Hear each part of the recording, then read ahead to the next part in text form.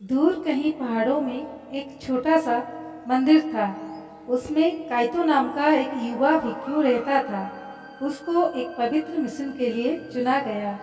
ये मिशन चोरों के एक कुख्यात गिरोह से अत्यंत महत्वपूर्ण अवशेष बुद्ध की एक भव्य मूर्ति का रक्षा करना था। नमस्कार दोस्तों, स्वागत है आपको गौतम बुद्ध की इस कहानी में। आज की कहानी बुद्ध भिक्षु काइतो की कहानी, बुद्ध की कहानी। काइतो के दिन आमतौर पर शांतिपूर्ण प्रार्थनाओं, शांत ध्यान और प्राचीन बुद्ध धर्म ग्रंथों को सीखने से भरे होते थे। लेकिन अब उसका शांतिपूर्ण जीवन एक खतरनाक साहसिक कार्य में बदल जाने वाला था। उसकी यात्रा का पहला कदम पहाड़ से नीचे उतरना और जुन नाम के एक ऋषि से मिलना था, जो पड़ोसी गांव में रहते थे। जुन अपने विशाल ज्ञान और बुद्धिमत्ता के लिए जाने जाते थे। जैसे ही काइतो जुन के घर पहुंचा, उसका गर्मजोशी से स्वागत किया गया। जुन ने स्थिति की गंभीरता को स्वीकार करते हुए काइतो को एक नक्शा दिया। इस नक्शे में मूर्ति को छिपाने के एक प्राचीन स्थान का रास्ता दिखाया गया था। मानचित्र को अपने पास रखते हुए काइतो ने अगले दिन इसका अध्ययन किया और आगे की यात्रा की तैयारी करने में बिताई। उसका हृदय दृढ़ संकल्प और साहस से भरा हुआ था। एक सुहानी सुबह में काइतो अपनी यात्रा पर निकल पड़ा। पक्षियों की चहचहाहट और पत्तों की सरसराहट को छोड़कर वो अकेला था। उनकी यात्रा कठिन थी, फिर भी प्रकृति की शांति ने उन्हें आगे बढ़ने के लिए प्रोत्साहित किया। घने जंगलों और गरजती नदियों को पार करने के बाद काइतो एक छिपे हुए पहाड़ की तलहटी में पहुंच गया। जून के मानचित्र के अनुसार मूर्ति छिपाने का स्थान इस पर्वत के ऊपर स्थित था। नए दृढ़ संकल्प के साथ काइतो ने अपनी चढ़ाई शुरू की। रास्ता खड़ा और पथरीला था। चढ़ते समय उसका दिल जोरों से धड़क रहा था, लेकिन वो केंद्रित रहा। उसका ध्यान पूरी तरह से अपने पवित्र कर्तव्य पर था। शिखर पर पहुंचने पर काइतो को एक प्राचीन गुफा की खोज की। जैसे ही वो गुफा में दाखिल हुआ, उसे अत्यधिक शांति का एहसास हुआ। ये मूर्ति को छुपाने के लिए आदर्श स्थान था।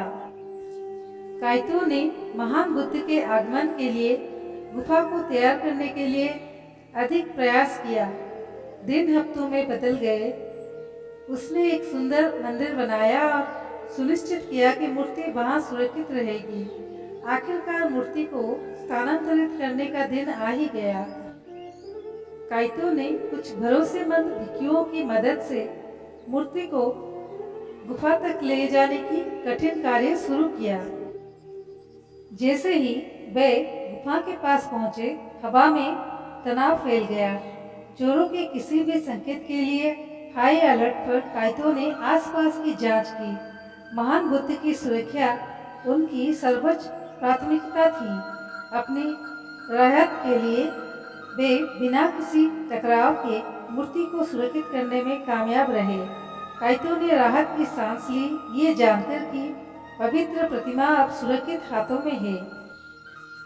दिन साहसपूर्वक बीत गए। काइतो सतर्कता से गुफा का रखवाला कर रहा था। प्रतिमा में एक शांतिपूर्ण आभा बिखरी, जिसमें काइतो को अपने आध्यात्मिक पथ से पहले से कहीं अधिक जुड़ाव महसूस हुआ। हालांकि शांति अल्पकालिक थी। एक दिन गुफा के बाहर से एक खतरनाक शोर ने काइतो के ध्यान को बाधित कर दिया। खोजबीन करने पर वो चोरों की आता देख चौंक गया। गिरोह का मुखिया ताकिसी नाम का एक व्यक्ति अपने लालच और क्रूरता के लिए कुख्यात था। वो मूर्ति चुराने और सबसे ऊंची बोली लगाने वालों को बेचने के लिए कृत संकल्प था। हालांकि डरा हुआ काइतो अपनी बात पर अड़ा रहा। वो चोरों को पवित्र मूर्ति के अपमान नहीं करने देगा। टकराव अपरिहार्य था और काइतो तैयार था।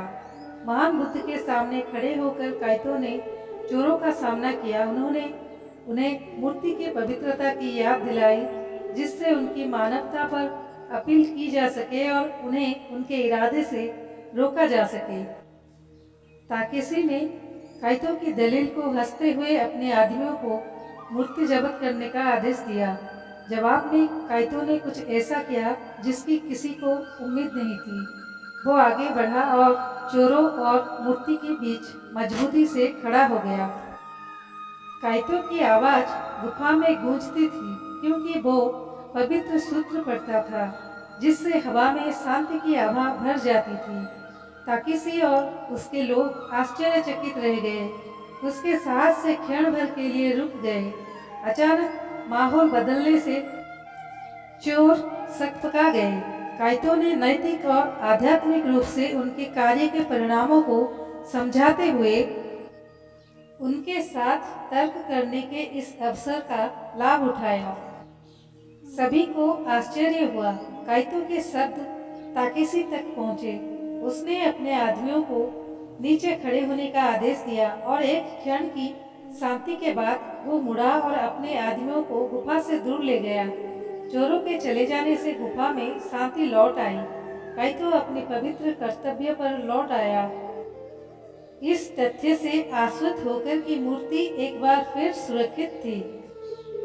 काइतो के साहस और बुद्धिमत्ता ने महान बुद्ध को बचाया था, ये साबित करते हुए कि ये न केवल शारीरिक शक्ति थी बल्कि आत्मा और दृढ़ विश्वास की शक्ति भी मायने रखती थी। वर्षों बाद काइतो युवा भिक्षुओं को अपनी कहानी सुनाई। उनकी कहानी ने सभी के लिए प्रेरणा का काम किया। उन्हें अपनी मान्यताओं और अपनी विरासत की रक्षा करने का महत्व सिखाया। महान बुद्ध शांति और शांति की आभा बिखरते हुए गुफा में सुरक्षित रहे। ये काइतो के साहस का प्रतीक था, उनके विश्वास और परंपरा की रक्षा के लिए उनके अटूट प्रयास का प्रमाण था। काइतो के साहस और बुद्धिमत्ता ने महान बुद्ध को बचाया था, ये साबित करते हुए कि ये न केवल शारीरिक शक्ति थी बल्कि आत्मा और दृढ़ विश्वास की शक्ति भी मायने रखती थी। वर्षों बाद काइतो युवा भिक्षुओं को अपनी कहानी सुनाई। उनकी कहानी ने सभी के लिए प्रेरणा का काम किया। उन्हें अपनी मान्यताओं और अपनी विरासत की रक्षा करने का महत्व सिखाया। महान बुद्ध शांति और शांति की आभा बिखरते हुए गुफा में सुरक्षित रहे। ये काइतो के साहस का प्रतीक था, उनके विश्वास और परंपरा की रक्षा के लिए उनके अटूट प्रयास का प्रमाण था।